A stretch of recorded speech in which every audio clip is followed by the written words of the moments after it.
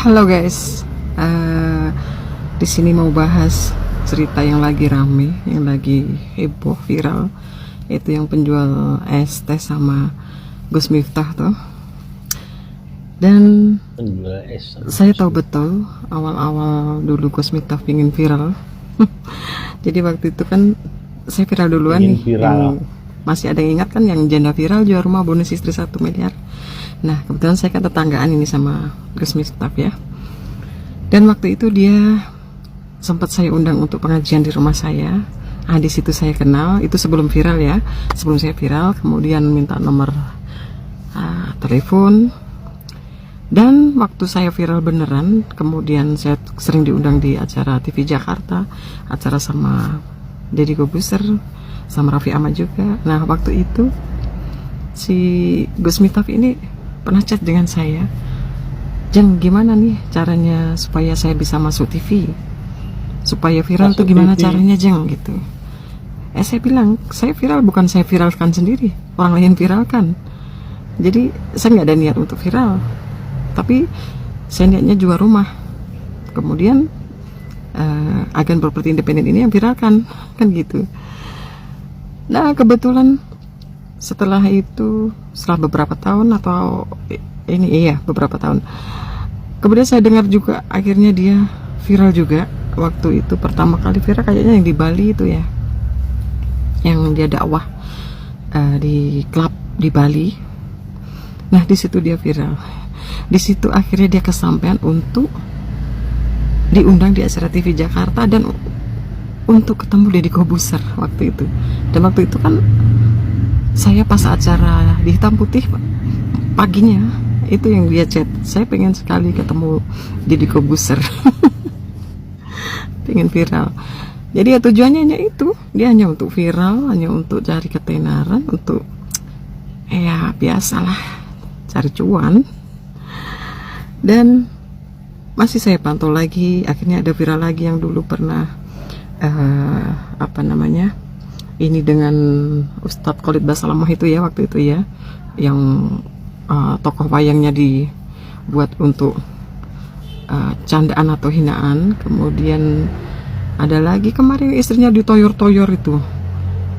Saya sebagai perempuan, apalagi kalau jadi seorang istri ya, sampai ditoyor-toyor di depan umum gitu, apakah normal? Ya nggak normal lah. Siapapun ya pasti marah lah. Kita yang lihat aja marah. Apalagi yang kemarin lagi viral itu juga yang Ibu Yati Pesek. Saya juga tetanggaan sama Ibu Yati Pesek di daerah Taji itu.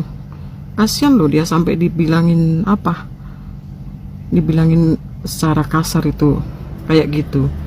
Semua wanita pasti direndahkan begitu, sakit hati lah dengarnya. Dia itu orang tua loh, itu tidak bisa dibuat candaan loh, begitu loh. Tidak bisa menempatkan bagaimana posisi untuk bercanda, ini menyakitkan atau tidak kan. Nah apalagi yang kemarin ini baru viral terakhir ini yang es teh ini tuh. Ya memang itu tujuannya, dia mau viral. Dan waktu kemarin saya dengar mau diangkat sebagai Menteri Agama, waduh, saya orang yang pertama kali yang tidak terima, dan saya langsung bikin status di WA tuh. Saya bilang, mau jadi apa negaraku ini kalau dipimpin Menteri Agama Gus Miftah? Saya orang yang paling pertama kali nggak terima. Bener, akhirnya bersyukur tidak diangkat Menteri Agama, dan saya cuma pantau aja. Ternyata diangkat sebagai menteri yang kemarin itu, dan akhirnya mengundurkan diri juga tuh. Di situ saya sudah paham, sudah feeling, sudah tahu bagaimana nanti akhirnya. Ya begitulah guys cerita dari saya soal kenapa Gus Miftah ini selalu viral. Dan saya orang yang pertama kali dicurhati pengen viral sama Gus Miftah itu. Dia pengen ketemu Deddy Corbuzier, pengen ketemu artis-artis lainnya, pengen masuk di TV nasional Jakarta. Itu. Dan ini sekedar kita cerita ya guys, bukan saling merendahkan, bukan apa. Cuma kita harus bisa menjaga lisan, gitu aja. Oke, Kessler. Namanya juga manusia, bukan Nabi Boy. Itu pembelaan yang Anda akan lakukan. Oh, tidak bisa. Ini yang namanya Gus nih sering bermasalah ya. Ada yang Gus sedih banget, ada yang Gus suka ngatain orang, ya Allah. Kalau bisa mulutnya dijaga, pakaian sapam kalau perlu. Emang yang namanya Gus-Gus ini kayaknya lahirnya bukan di rumah sakit, tapi di rumah Uya. Makanya hidupnya nyari masalah terus. Lagi biarin aja orang mau dagang apa juga, ah. Dia cuma jualan ST, bukan jualan agama. Dia cuma nyari nafkah, bukan nyari panggung. Lagi kalau dibilang bercanda, bercanda itu ketika orang yang dibercandain ketawa, itu adalah bercanda. Tapi ketika dia tidak tertawa, itu adalah sebuah hinaan. Sampai sini paham? Lagi gue ngeliat ngatain bapaknya, ya Allah, teriak-teriak di mic. Nggak usah teriak-teriak, ngeri amandale mental. Lagi itu bapak udah tua, nggak pantas dikatain begitu. Kita aja yang muda belum tentu sampai seumur bapaknya. Buat kalian yang mau donasi buat bapaknya, bisa di sayap hati langsung donasi. Mending donasi buat bapaknya daripada si Agus bikin sedih doang. Ya, lagi jualan es mah enak, laku nggak laku tetap cair. Semangat Pak. Gara-gara kasus ST, videonya Gus Miftah kan banyak yang lama-lama muncul lagi tuh.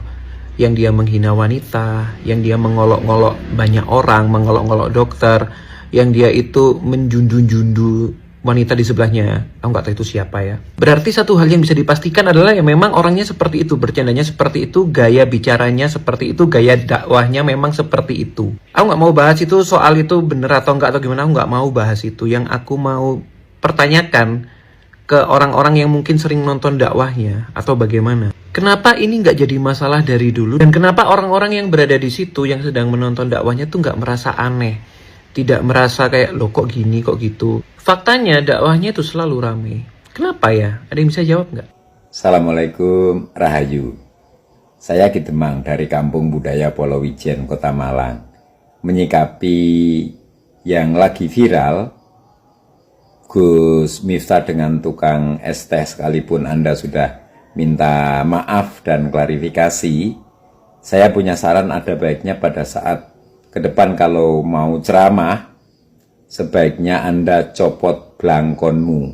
Karena setiap kali Anda ceramah yang memakai blangkon, itu selalu Anda bilang congormu, jancuk, goblok, bego, dan lain sebagainya. Itu tentu tidak mencerminkan karakter orang Jawa yang memakai blangkon. Sekali lagi, mohon Gus Miftah, copoten blangkonmu. Silahkan pakai yang lain atau tidak usah pakai ageman apapun. Terima kasih. Rahayu. Assalamualaikum warahmatullahi wabarakatuh. Guys, ramai kan kemarin tentang Miftah yang dipanggil Gus atau Kiai atau ulama. Buat saya sih Miftah ini hanya orang biasa yang pinter ngomong kok. Sebenarnya Miftah ini kalau dari sisi ilmu agama jauh, pemahaman hadisnya, pemahaman fikihnya, baca Al-Qur'annya jauh dan belum pantas untuk disebut kiai atau ulama gitu loh. Karena beberapa banyaklah kontroversi yang dilakukan. Sebenarnya kata-kata yang dia pakai terhadap tukang es teh itu bukan hanya sekali dia lontarkan. Dalam ceramah-ceramahnya pun kata-kata goblok, kata-kata danco itu kan sudah biasa. Dan dia menganggap itu normal dan benar. Padahal sebagai seorang yang disebut ulama atau tokoh agama atau kiai, itu dalam pemilihan kata itu yang lembut, yang enak didengar, yang bermanfaat buat orang banyak. Apalagi itu yang menyaksikan ribuan, bahkan puluhan ribu. Dan di sini ketika meminta maaf pun dia dengan gaya tengilnya seolah-olah nggak ada masalah. Dan dia meminta maaf itu kan bukan karena dia merasa bersalah, tapi karena ditegur oleh Seskap atau siapa itu, dari Pak Prabowo mungkin utusannya. Mohon Pak Prabowo, Miftah ini dikeluarkan dari statusnya sebagai utusan presiden yang membidangi kerukunan umat beragama atau apa tuh yang saya tahu. Nggak pantas. Bahkan mungkin dia nggak paham makna dari kerukunan itu seperti apa. Dia melecehkan tukang es. Astagfirullah. Miftah. Yang berbicara itu kalau seperti itu bukan mulut. kalau ngeluarin kata-kata seperti itu bukan mulut tapi congor. Jadi congornya Miftah memang terbiasa bicara seperti itu. Tapi Miftah itu tipe orangnya yang sangat keras kepala. Dia akan merasa benar.